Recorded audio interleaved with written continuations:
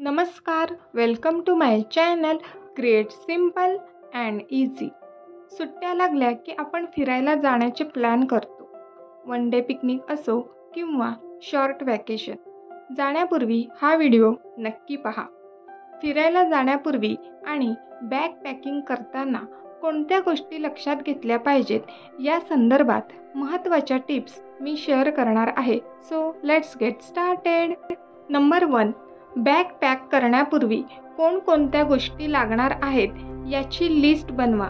मी ही travelling list बनवून ठेवली आहे। जेव्हा कधी जायचं असेल तेव्हा मी ओपन करून ती चेक करते। नंबर 2, या लिस्टनुसार कोणत्या गोष्टी आहेत आणि कोणत्या वस्तू किंवा गोष्टी म्हणजे स्मॉल साईजची टूथपेस्ट, हेअर ऑइल किंवा मेडिसिन बाहेरून आणावे लागणार आहेत का हे मी लिहून घेते, म्हणजे वेळेवर गोंधळ होत नाही। मी तयार केलेल्या लिस्टमध्ये काय काय इन्क्लूड केलं आहे हे जाणून घ्यायचं असेल तर या क्लिपचा स्क्रीनशॉट घ्या, म्हणजे तुम्हाला सुद्धा आयडिया मिळतील। नंबर 3, पिकनिकसाठी कोणकोणते कपडे लागणार आहेत ते 3 ते 4 दिवस अगोदरच ठरवा, म्हणजे वेळेवर वॉर्डरोबमध्ये शोधाशोध करावी लागणार नाही किंवा एखादा नवीन ड्रेस घ्यायचा असेल तर त्याची शॉपिंगसुद्धा करता येईल। त्यासोबतच सर्व कपड्यांना इस्त्रीसुद्धा आवर्जून करा, म्हणजे वेळेवर गडबड होणार नाही।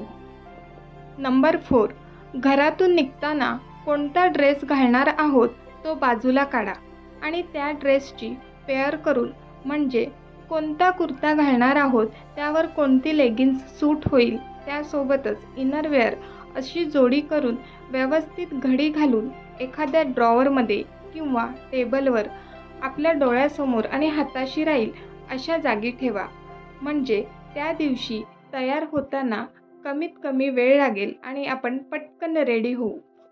नंबर 5, कपडे बॅगेत भरण्यापूर्वी जे ड्रेस इस्त्री केले आहेत त्यांची छोटी घडी न घालता रोल करत आहे।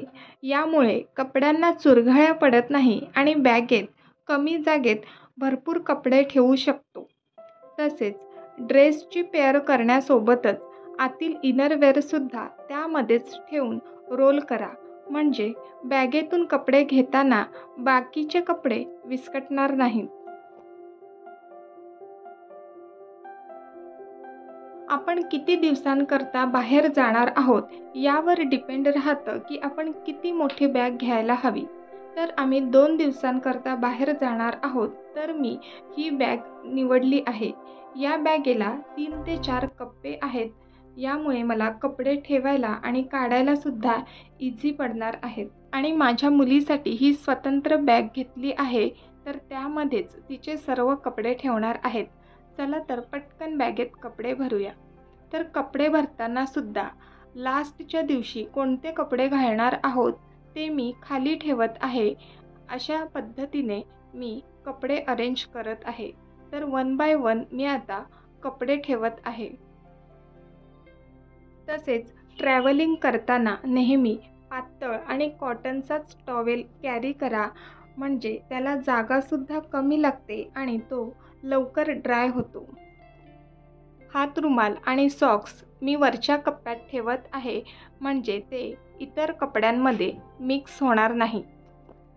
तसेच हा छोटासा पाऊचसुद्धा घेतला आहे, यामध्ये तिच्या सर्व हेअर असेसरीज आणि काही छोट्या मोठ्या गोष्टी ठेवल्या आहेत, म्हणजे तयारी करताना अगदी इझी पडेल।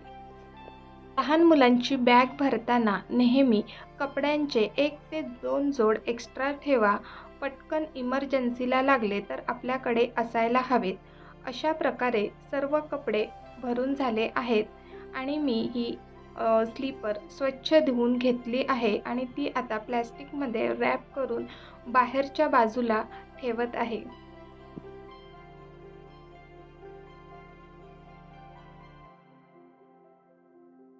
आता मी ही बॅग कशी भरणार आहे, कोणकोणत्या गोष्टी घेणार आहे ते पाहूया। तर सर्वात प्रथम मी कपडे ठेवून घेत आहे। ट्रॅव्हलिंग करताना किंवा फिरायला जाताना सर्वांकडे असा एक पाऊच असायलाच हवा। हे एक युजफुल प्रोडक्ट आहे। त्याला खूप सारे छोटे छोटे कप्पे आहेत. यामुळेच यामध्ये छोट्या छोट्या वस्तूसुद्धा व्यवस्थित ऑर्गनाइज राहतात आणि याला वरती एक एस हुक असल्यामुळे तो कुठेही अडकवून ठेवू शकतो. यामुळे मेकअप करताना किंवा त्यामधील एखादी वस्तू इझिली काढू शकतो किंवा ठेवू शकतो. आता तुम्ही पाहू शकता मी यामध्ये एवढ्या साऱ्या वस्तू ठेवल्या आहेत तरीसुद्धा त्यामध्ये जागा शिल्लक आहे. हा आहे ब्रश होल्डर. यामध्ये 3 ब्रश आणि टूथपेस्ट आरामात राहतात. ह्या होल्डरमुळे ब्रश खराब होत नाहीत आणि ते स्वतंत्रपणे यामध्ये व्यवस्थित राहतात.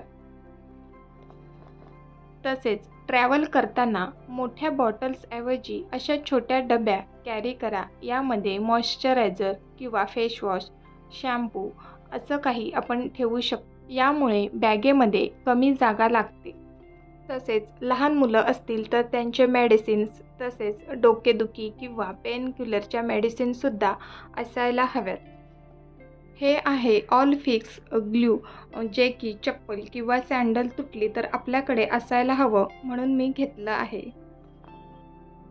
अशा प्रकारे हा ट्रॅव्हल पाऊच मी रेडी केलेला आहे आणि मी नेहमीच ट्रॅव्हल करताना हा कॅरी करते.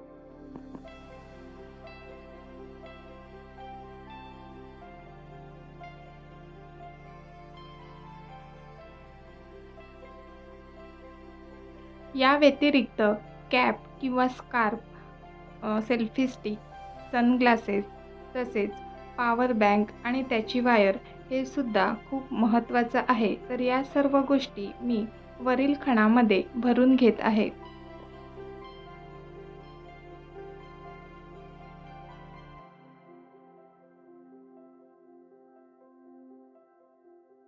ट्रॅव्हलिंग करताना खाण्याच्या गोष्टीसुद्धा असायलाच हव्या. तर आपण ड्राय स्नॅक्स कॅरी करू शकतो. जसं की मी इथे कुरमुऱ्यांचा चिवडा बनवला आहे. तुम्ही तुमच्या आवडीनुसार काहीही घेऊ शकता. त्यासोबतच मी हे एक एनर्जी बार घेतलं आहे.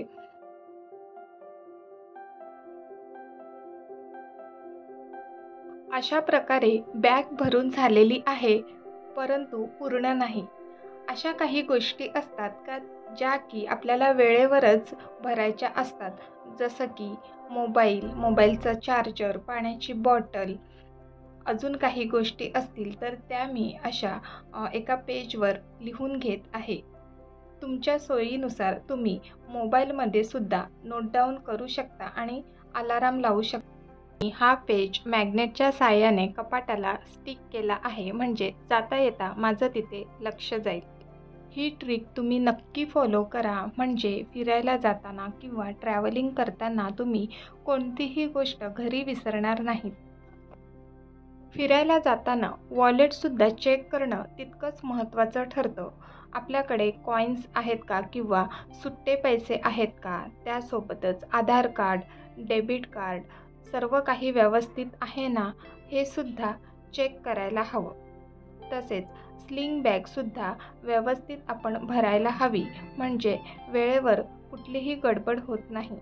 स्लिंग बॅगचा सुद्धा मी एक व्हिडिओ बनवला आहे, ती कशी ऑर्गनाइज करायला हवी. जर तुम्ही पाहिला नसेल तर मी लिंक खाली डिस्क्रिप्शन बॉक्समध्ये देत आहे, ती नक्की पहा.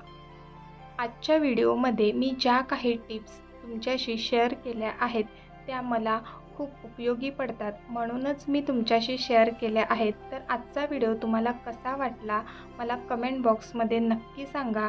व्हिडिओला लाईक, शेअर आणि सबस्क्राईब करा. पुन्हा भेटूया पुढच्या व्हिडिओमध्ये. तोपर्यंत बाय बाय.